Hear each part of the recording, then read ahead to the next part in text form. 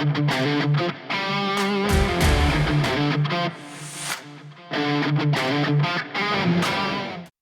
everyone, welcome to Jonathan's Leftovers. This is a segment, bonus content, if you will, that me and Jason have put together where it's something in the main conversation for the week that we couldn't get to.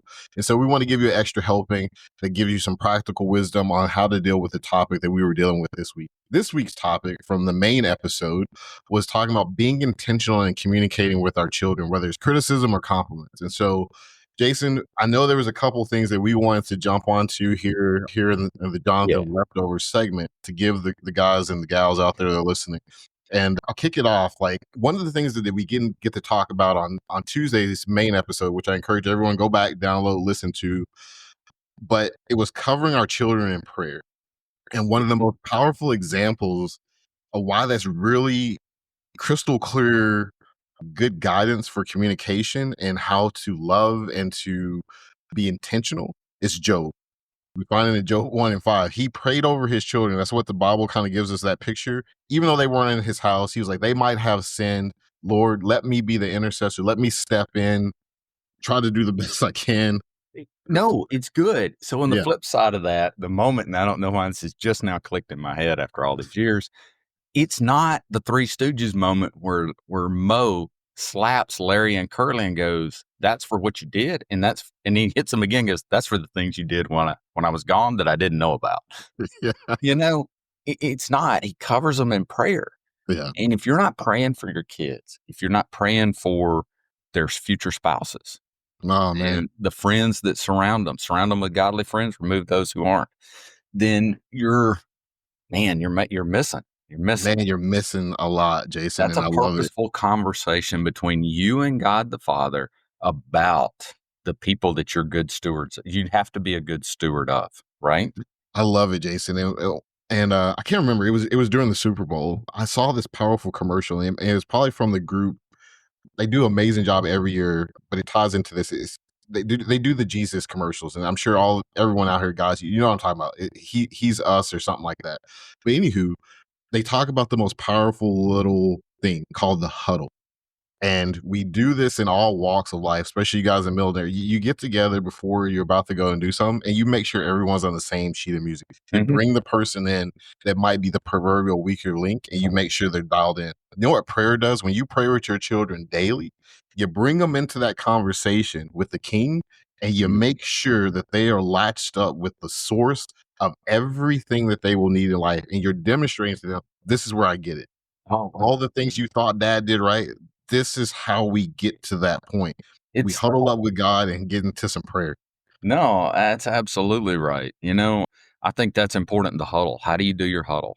There's great little family devotions out there. By the way, ours is still out there for free. That's right. Feel free to download it. Anytime. Yeah, free 99. It's there. So you're absolutely right.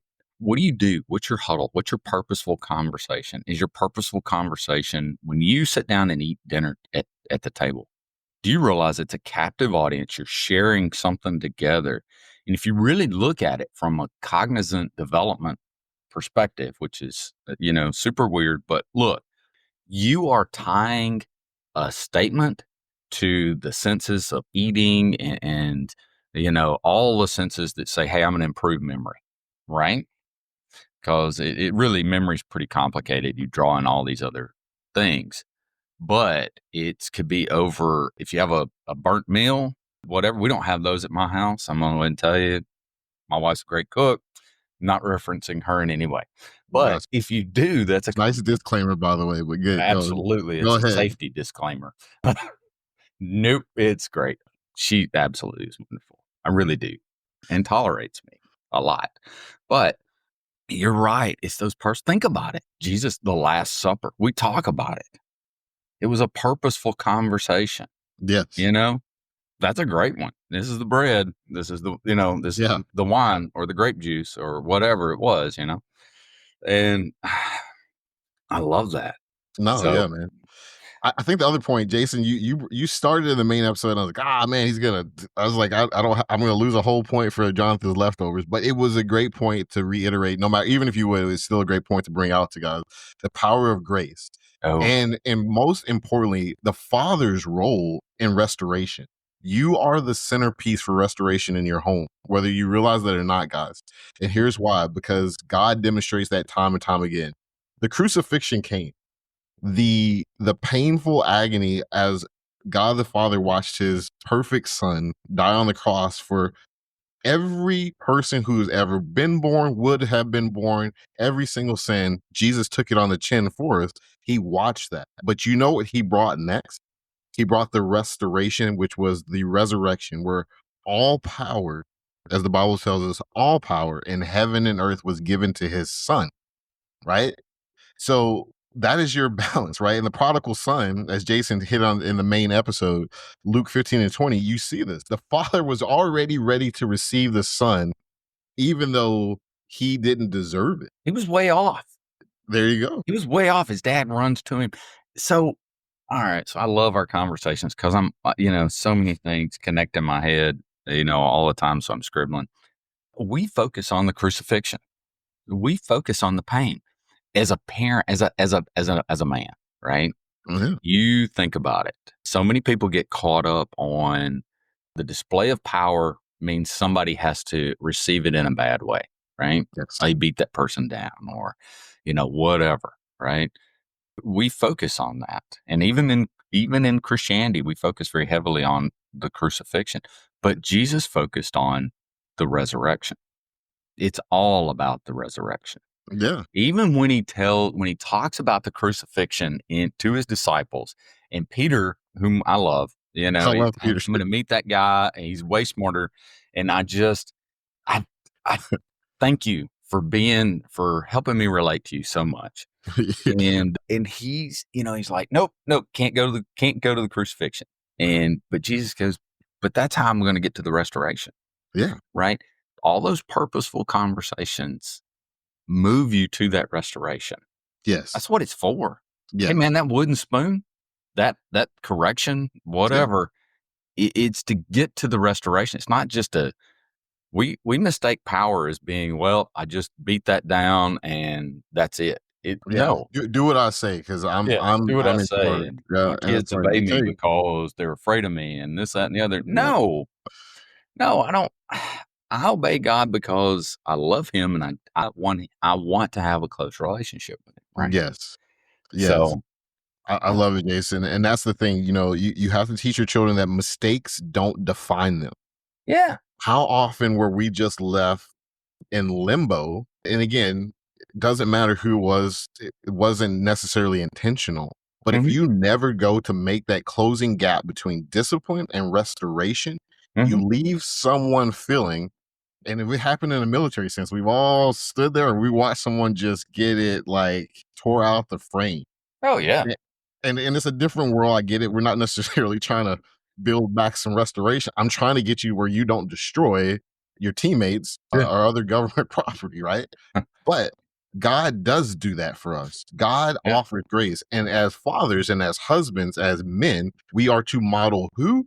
Jesus. Yeah. And Jesus always never defines us as our mistakes. He elevates, he builds, and it goes something we say in the main episode. I go back and listen to good correction, good communication. It doesn't just tear down, it builds up. You Yeah. can't just leave someone at zero. You Y got to get them back to 100.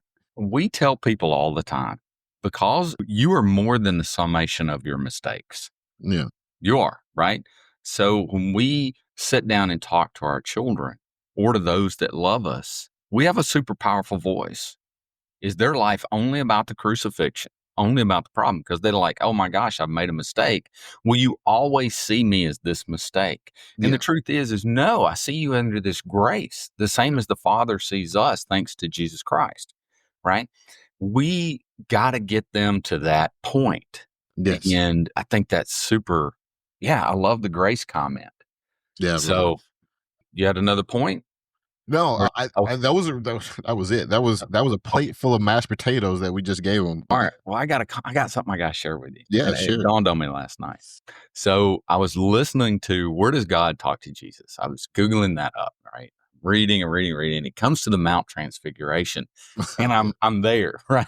And I'm reading this, and this is it's in Matthew chapter 17, and here they are, right? It's 3 in the morning, and they're tired. And this is why I like Peter a lot. And he's tired. I'm tired at 3 in the morning. I've been up Yeah. all, I've done it. I've been up for multiple days, and you're just, you're tired. Well, then it happens, and Jesus is transfigured. And it says, it uses the term that his face shined like the sun and his raiment was white as light. Well, at that point, it wakes them up.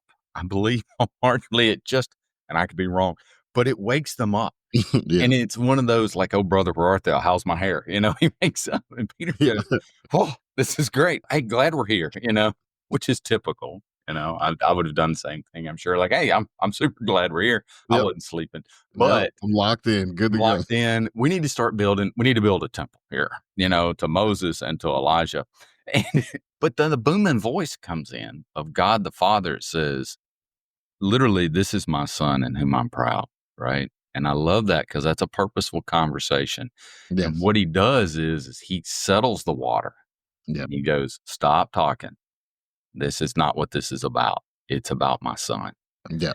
And when we have those chaotic moments that, I love when I just come home from work and there's chaos or whatever, it circles back to Jesus, and that's it. No matter how grand and glorious that moment was and that moment of panic and everything else, it's about Jesus, and Jesus is about restoration. So our purposeful conversations are about that. Now, don't get me wrong, just like everybody, sometimes we got to know we've done wrong so that grace can be applied. Yeah. But real strength comes from applying the grace and getting them back on the road, I love it. right? I love it. It's a nice Uh, tie. It was a nice time, and I will say that was a nice cap to this second helping of the Jonathan Project called Jonathan's Leftovers. If you want Jason and me to come out, these are the kind of topics that we can highlight, dive into with you, your team at a men's event. Please reach out to us at the Jonathan Project Podcast at gmail.com. Again, the Jonathan Project Podcast at gmail.com.